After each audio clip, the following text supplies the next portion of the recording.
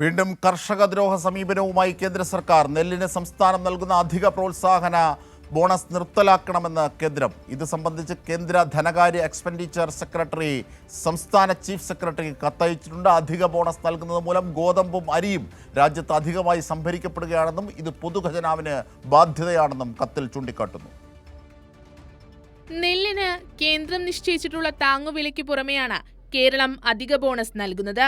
അധിക ബോണസ് നൽകുന്നത് മൂലം ഗോതമ്പും അരിയും രാജ്യത്ത് അധികമായി സംഭരിക്കപ്പെടുകയാണെന്നും ഇത് പൊതുഖജനാവിന് ബാധ്യതയാണെന്നും കേന്ദ്ര ധനകാര്യ എക്സ്പെൻഡിച്ചർ സെക്രട്ടറി സംസ്ഥാന ചീഫ് സെക്രട്ടറിക്ക് അയച്ച കത്തിൽ പറയുന്നു.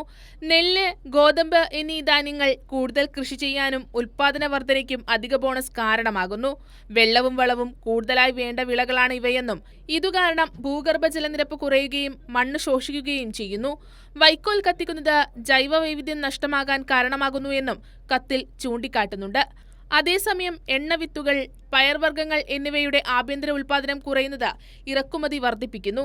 ഇവയും ചെറുധാന്യങ്ങളും ഉൽപ്പാദിപ്പിക്കാൻ കൂടുതൽ പ്രോത്സാഹനം നൽകാൻ ബോണസ് നൽകി രാജ്യത്തെ പോഷക സുരക്ഷ വർദ്ധിപ്പിക്കാനും കാർഷിക മേഖല സുസ്ഥിരമാക്കാൻ സഹകരിക്കണമെന്നും കത്തിൽ കേന്ദ്ര ധനകാര്യ എക്സ്പെൻഡിച്ചർ സെക്രട്ടറി ആവശ്യപ്പെട്ടു.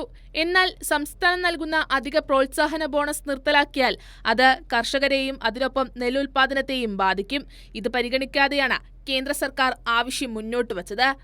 കൈരളി ന്യൂസ്, തിരുവനന്തപുരം.